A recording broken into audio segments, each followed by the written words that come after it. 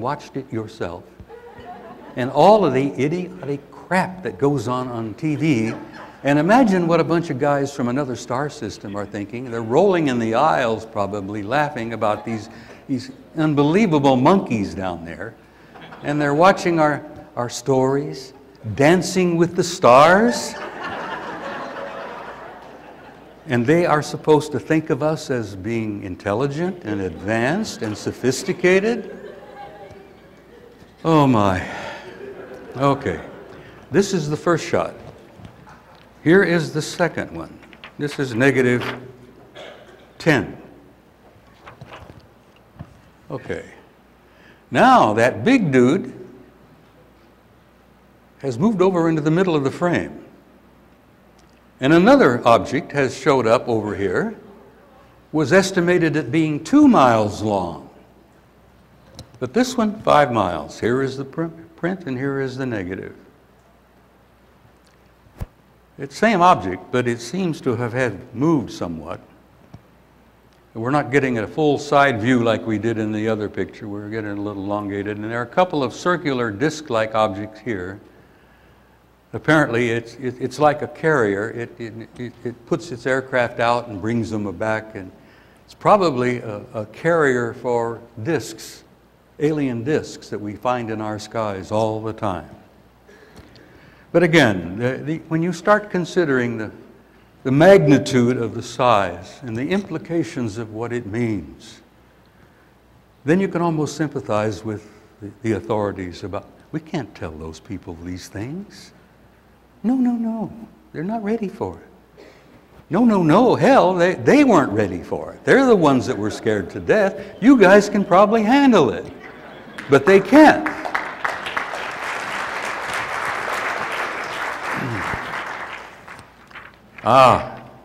That was only the beginning of the story.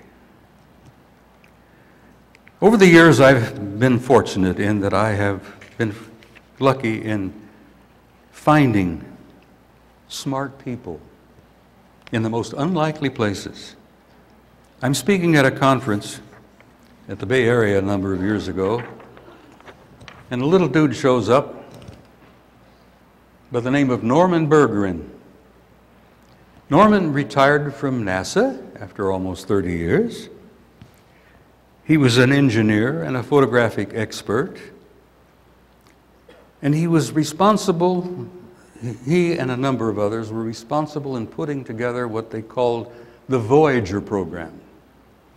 Because in the late 70s, astronomers and guys in NASA had discovered some anomalous things happening in the rings of Saturn. I love that word, anomalous. Things were happening, they didn't know what the hell they were. They didn't know how to explain it. So what they did, they put together a multi-million-dollar program called Voyager. And they sent Voyager to the rings of Saturn in 1980. And when Voyager 1 got in the rings of Saturn, it began taking pictures, and the pictures were sent back to NASA, and they were astounded, literally astounded. They got stuff they didn't expect. Now, before I go into detail about these photos, I will tell you that Norman Bergeron, little dude about 5 feet tall, you know, pink cheeks, little bow tie, brilliant as hell. Last year when I saw him at the Bay Area, he was 87. I have been unable to reach him. I've tried through the phones, my wife tried with the computer.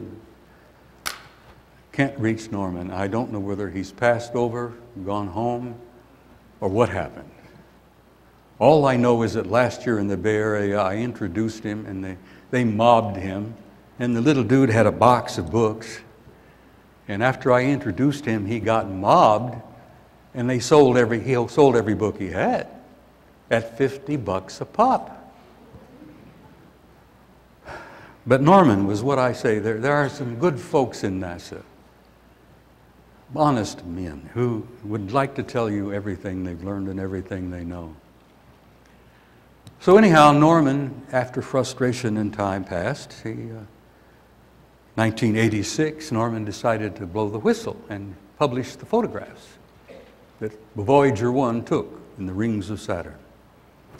He couldn't get his book published in the United States. Wonder why?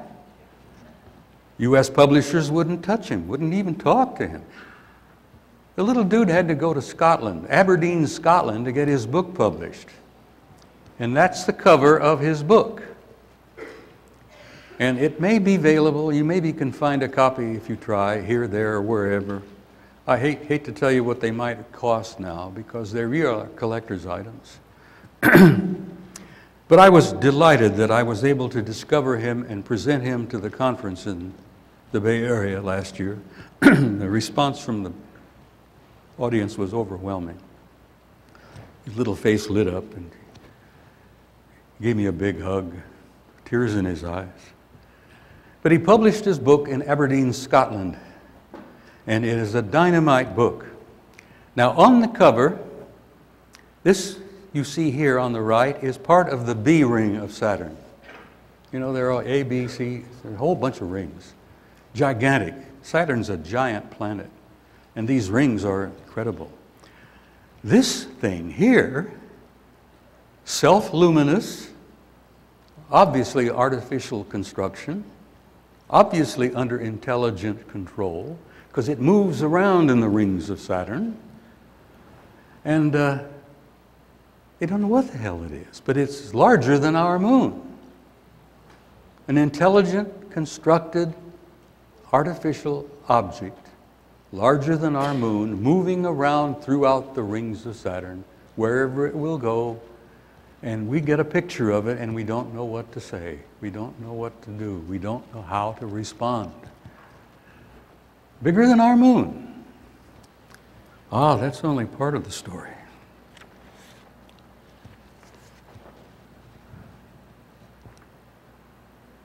Oh, here we go.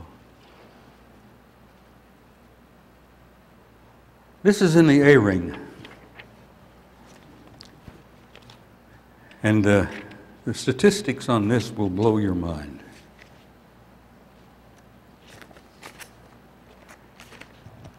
This object here is an artificially constructed, as Norman says, NASA called it an electromagnetic vehicle.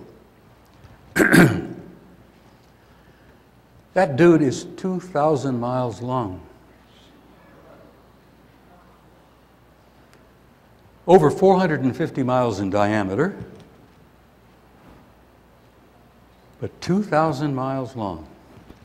And here is another self-luminous artificial object about the size of our moon that apparently moves here, there, and everywhere, wherever it'll go, obviously under intelligent control.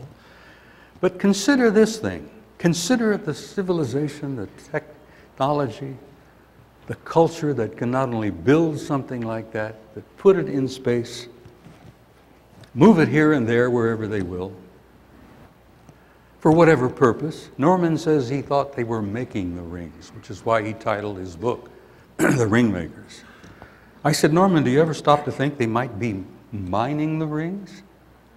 We've concluded from several missions, Voyager 1 was only the first of a whole bunch of them, that the rings are made up of minerals from perhaps God knows how many eons back when the planets were being formed. And I said, stop to think about an advanced technology. They could mine those rings, and those minerals are gold mined, you know. Talk about nutrients. You've got all that good stuff. And he says, you know, I didn't think about that they might be mining them. God, I wish I knew what happened to Norman. I just lost track of him. But his book is a monument to the fact that there are some decent men in NASA who want the truth told. Now, I want to ask, show of hands, how many of you are overwhelmed and shocked at these facts about those objects out there? Oh, a few. Overwhelmed and shocked. Well, that's good. That's good. Well, I was overwhelmed and shocked the first time I saw it, and the first time I began to put it together and considered what it meant. Because there's what we're getting to the important thing here. What does this mean? Now, I assume most of you are aware and familiar with a brilliant educator, physicist in New York by the name of Michio